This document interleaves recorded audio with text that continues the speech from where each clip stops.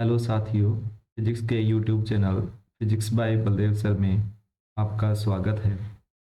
आज की क्लास में हम टॉपिक लेकर के आए हैं सदिश। सदिश का टॉपिक अपने कॉम्पिटिटिव में बहुत बार इससे क्वेश्चन पूछे जाते हैं और ये 11th क्लास का भी टॉपिक है। तो कॉम्पिटिटिव और 11th दोनों के लिए ये इम्पोर्टेंट टॉपिक है। हम दोनों के तरीके से पढ़ेंगे, 11th क्लास के लिए भी पढ़ेंगे और कॉम्पिटिटिव के लिए भी इसको पढ़ेंगे।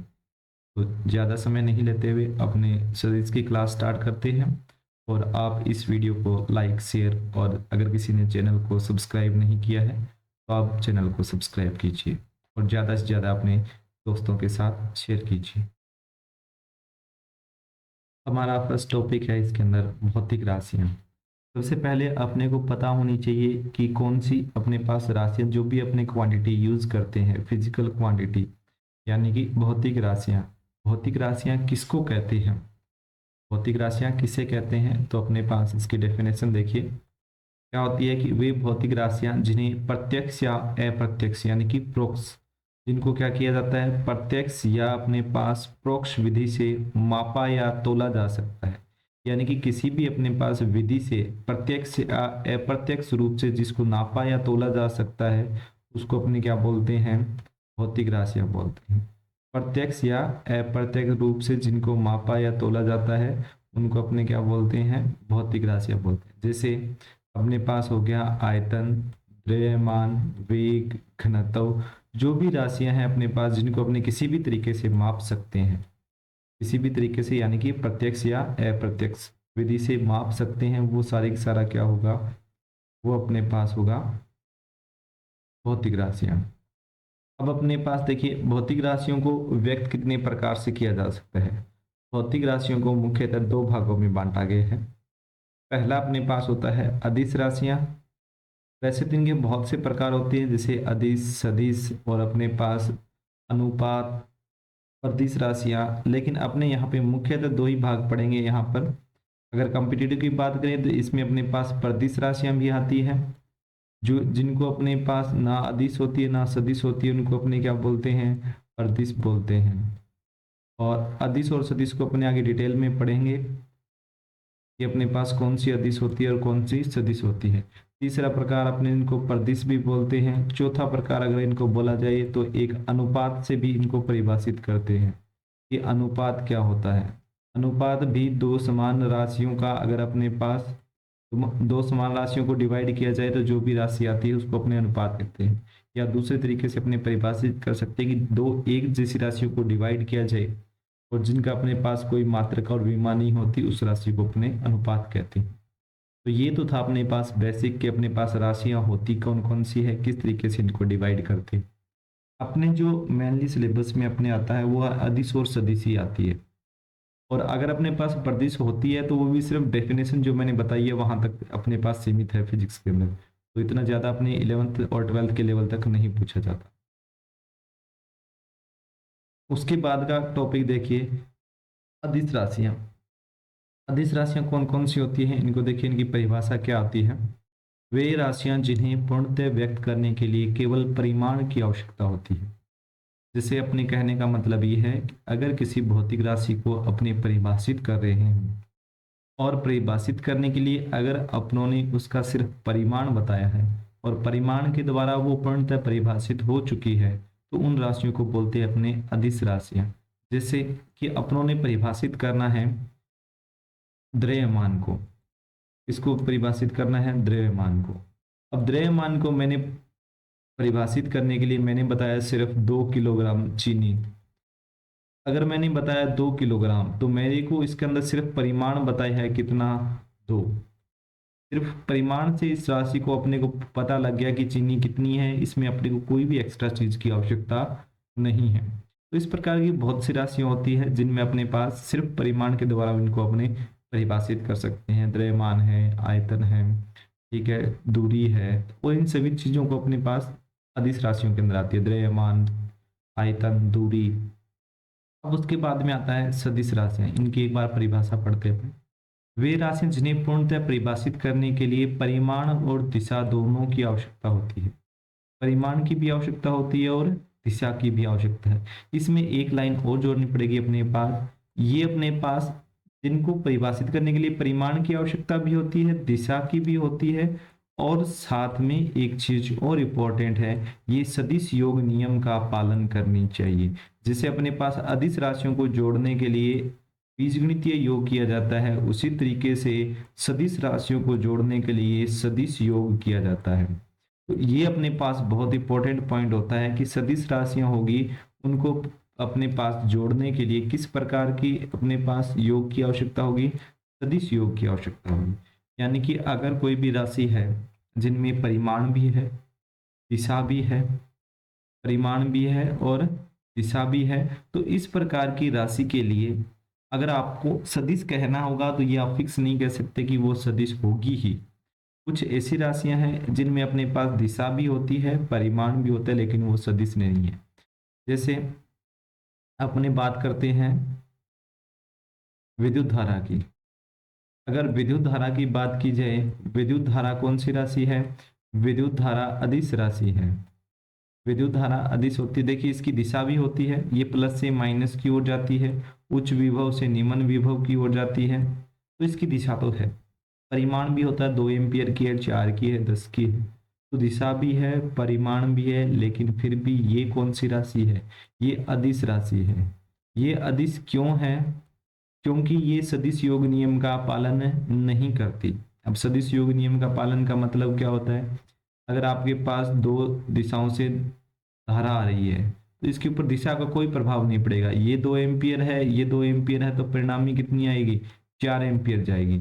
यानी कि इसके ऊपर दिशा का कोई प्रभाव नहीं पड़ रहा, किधर से भी दो आ रही है, किधर से भी दो आ रही है, तो दोनों मिलकर के कितनी होगी, 4। यानी कि 2 और 2 4। ये कौन सा योग हो रहा है, बीजगणितीय योग हो रहा है। तो अगर अपने बात करते हैं सदिश राशियों के अंदर बीजगणितीय योग हो रहा है, तो वो कौन सी राशि होगी, अदिश राशि होगी। सदिश के लिए तीसरा सबसे इंपॉर्टेंट पॉइंट वो जरूरी है कि अपने पास ये सदिश योग नियम का पालन करनी चाहिए। ये मोस्ट इंपॉर्टेंट कंडीशन है, ये सबसे नेसेसरी कंडीशन हो जाती है इसकी। वैसे इसके अंदर एग्जाम्पल आ जाएंगे क्षेत्रफल। क्षेत्रफल भी सदिश राशि है, बहुत सी बार अपने पास इस सदिश को क्षेत्रफल को लेकर के अपने परेशान होते हैं। तो याद रखना कि क्षेत्रफल होता है वो दो राशियों के क्रॉस प्रोडक्ट से। ये अपना ए वेक्टर है, ये वाली राशि बी वेक्टर है, तो इसका जो क्षेत्रफल आएगा वो कितना आएगा, ए वेक्टर क्रॉस बी वेक्टर आएगा। और ए क्रॉस बी कौन सी राशि है, सदिश राशि है। ठीक है, तो ये अपने पास है कौन सी राशि होगी, सदिश राशि है। तो क्षेत्रफल होता है वो कौन सी राशि है, सदिश। इसको हमेशा आप ध्यान रखोगे। उसके बाद आता है वेग। वेग सदिश है, चाल अदिश राशि है। इसी तरीके से विस्थापन सदिश है, दूरी अदिश है। संवेग, संवेग होता है द्रव्यमान गुणा वेग। वेग सदिश है तो संवेग भी सदिश होगी। त्वरण भी सदिश राशि है अपने पास, वेग में परिवर्तन की दर। तो इन सभी राशियों को अपने प्रकार से परिभाषित किया है कि कौन सी राशियां अदिश होती है, कौन सी राशियां सदिश होती है, किनको परिभाषित करने के लिए अपने पास किस तरीके से इनको डिवाइड किया जाता है। सदिश और अदिश वाले में नॉर्मल सी बात है कि अगर सिर्फ परिमाण बताना है, कोई राशि परिभाषित हो जाती है, तो वो कौन सी राशि होगी, अदिश राशि। अगर परिमाण के साथ साथ आपको दिशा भी बतानी पड़े तो वो कौन सी होगी, सदिश होगी। लेकिन सदिश होने के लिए इतनी कंडीशन जो है वो अपने पास सफिशियंट नहीं है, उसके लिए कंडीशन और अटैच होती है कि सदिश राशि सदिश योग नियम का पालन करनी चाहिए।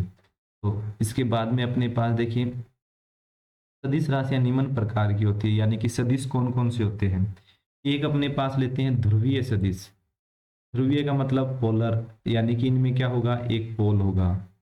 तो इसके अंदर देखिए अपने पास किस तरीके से है, वे सदिश जो एक बिंदु से प्रारंभ होकर एक ही दिशा में गति करते। जैसे मान लीजिए ये वाला यहाँ से स्टार्ट हुआ और इस दिशा में जा रहा है, तो ये कौन सी राशि है, ये अपने पास ये पॉइंट से स्टार्ट हुआ, एक ही दिशा में जा रहा है, तो ये कौन सा हो गया, ध्रुवीय सदिश, पोलर वेक्टर। कौन सा हो गया, पोलर वेक्टर। तो वे सदिश जो एक बिंदु से प्रारंभ होकर एक ही दिशा में जाते हैं, कौन से सदिश कहलाते हैं, ध्रुवीय सदिश कहलाते हैं। जैसे रेखीय वेग, रेखीय संवेग, रेखीय त्वरण, ये सारे के सारे कौन से जो एक ही रेखा में होते हैं वो क्या होंगे, ध्रुवीय सदिश।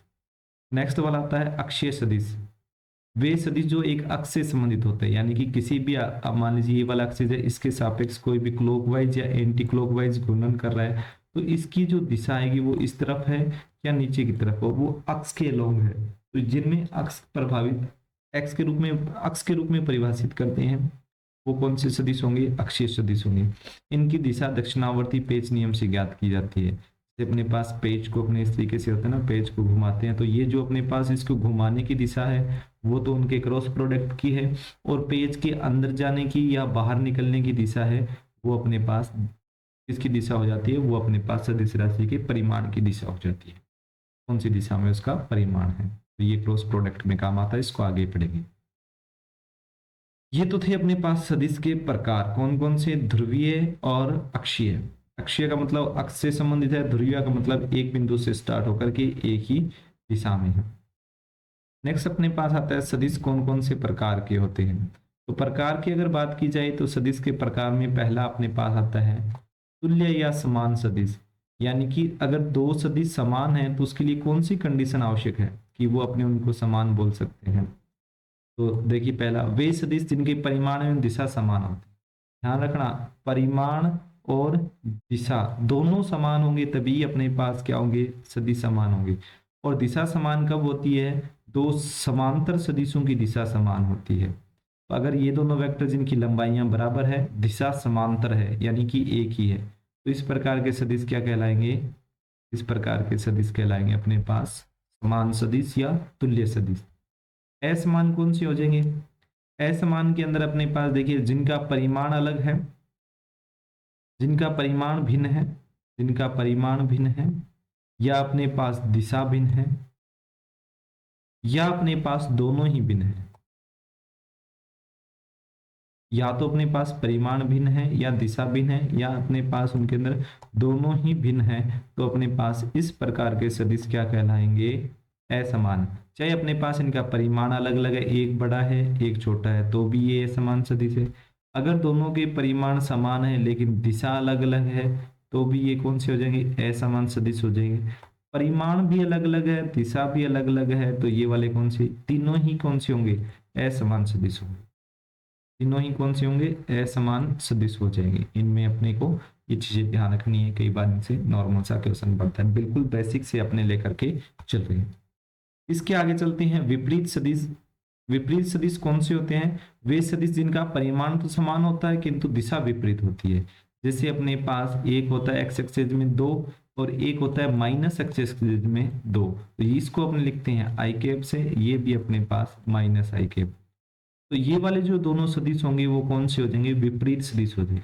ये अपने पास कोई भी मूल बिंदु है, मूल बिंदु से अगर अपने स्टार्ट करते हैं, तो अगर अक्षीय रेखा की स्थिति की बात करें, ये अपने पास अक्षीय रेखा है, इसका ये वाला मूल बिंदु है, तो इसमें ये वाली दिशा प्लस एक्स की होगी और ये वाली दिशा माइनस एक्स की होगी। जितना परिमाण प्लस में है उतना ही परिमाण अगर माइनस में होंगे तो वो अपने पास एक दूसरे के क्या हो जाएगी? विपरीत सदिश हो जाएगी। इनको कहलाते हैं, यदि ए वेक्टर और बी वेक्टर के मोड यानी कि इनके परिमाण बराबर है तो विपरीत सदिश को इस प्रकार से लिख सकते हैं, ए वेक्टर बराबर माइनस बी वेक्टर। उसके बाद आता है एकांक सदिश। ये अपने पास बहुत सी बार इससे नॉर्मल सा क्वेश्चन भी पूछा जाता है कॉम्पिटिटिव के अंदर और 11th-12th के अंदर। इस प्रकार के सदिश जिनका परिमाण इकाई हो, यानी कि सिर्फ एकांक परिमाण का सदिश हो, जो सिर्फ क्या प्रदर्शित करते हैं? दिशा। परिमाण तो एकांक फिक्स ही हो गया, तो वो क्या प्रदर्शित करेंगे? क्योंकि सदिश में दो चीजें होती है, एक होता है परिमाण और एक अपने पास होती है दिशा। अगर परिमाण एकांक हो गया तो वो सदिश किस चीज को प्रदर्शित करेगा? वो सिर्फ दिशा को बताएगा, इसलिए उनको बोलते हैं अपने एकांक सदिश। केवल दिशा को प्रदर्शित करते हैं क्योंकि उनका परिमाण तो क्या होता है? फिक्स होता है। तो इसको देखिए, अपने पास कोई भी सदिश होता है आर वेक्टर, आर वेक्टर में दो चीजें होती है, एक तो होता है आर वेक्टर का परिमाण जिसको अपने आर से लिखते हैं, एक होती है इसकी दिशा जिसको अपने लिखते हैं आर कैप से। तो ये दिशा है, ये क्या है? एकांक सदिश है। अगर अपने को इस एकांक सदिश की वैल्यू निकालनी है तो ये सदिश है, इसके बटा में किससे भाग देना पड़ेगा? परिमाण से। तो ये वाली परिभाषा यहाँ से आती है, अगर सदिश को उसके परिमाण से भाग दे दिया जाए, सदिश को उसके परिमाण से भाग दे दिया जाए तो वो क्या बन जाएगा? वो अपने पास बन जाएगा एकांक सदिश। वो अपने पास बन जाएगा एकांक सदिश। देखिए अपने पास इस तरीके से आर कैप है, आर कैप अपने पास क्या है, दिशा। इस दिशा को अगर अपने उसके परिमाण से, आर वेक्टर यानी कि सदिश को उसके परिमाण से भाग दे दिया जाए तो वो क्या बचेगी, एकांक सदिश बचेगा यानी कि दिशा बचेगी। यहाँ पर भी मैंने लिखा हुआ है कि अपने पास आर कैप बराबर क्या हो जाएगा, आर कैप बराबर हो जाएगा आर वेक्टर बटा में आर, यानी कि अपने पास यहाँ पर आर कैप क्या है, एकांक सदिश है, आर वेक्टर क्या है, सदिश है, और ये स्मॉल आर है, ये स्मॉल आर, इसका परिमाण ये वाला यहाँ पे ऐसे लिखा हुआ है कोई से। उसके बाद में देखिए समकोणिक एकांक सदिश। एकांक सदिश का मतलब हो गया एकांक, एक परिमाण है। तो समकोणिक का मतलब समकोण पे, तीनों अक्ष के अनुदिश एकांक सदिश समकोणिक एकांक सदिश कहलाते हैं। बहुत बार ये वाला क्वेश्चन आप आगे यूज करें, वो नॉर्मल सी चीजें हैं, इनको बहुत बार पूछा भी जाता है कि अपने पास कौन सा एकांक सदिश है, कौन सा समकोणिक एकांक सदिश है। समकोणिक का मतलब जो समकोण पे होते हैं, समकोण का मतलब तीन एक्सिस है, एक्स एक्सिस, वाई एक्सिस और जेड एक्सिस। कैसे होते हैं, जैसे मान लीजिए ये वाला प्लेन एक्स है, ये वाई है, इन दोनों के लंबवत कौन सा होगा, जेड होगा। तो ये अपने पास एक्स एक्सिस, ये अपने पास वाई एक्सिस और ये अपने पास कौन सा हो जाएगा, जेड एक्सिस। तीनों लंबवत सदिश है। इन लंबवत सदिशों के एक, तीनों लंबवत सदिशों के अनुदिश एकांक सदिश होंगे, वो अपने पास क्या होंगे, आई कैप होगा, जे कैप होगा और क्या होगा, के कैप। एक्स एक्स के अनुदिश एकांक सदिश आई कैप, वाई एक्स के अनुदिश एकांक सदिश जे कैप और जेड एक्स के अनुदिश एकांक सदिश के कैप होंगे।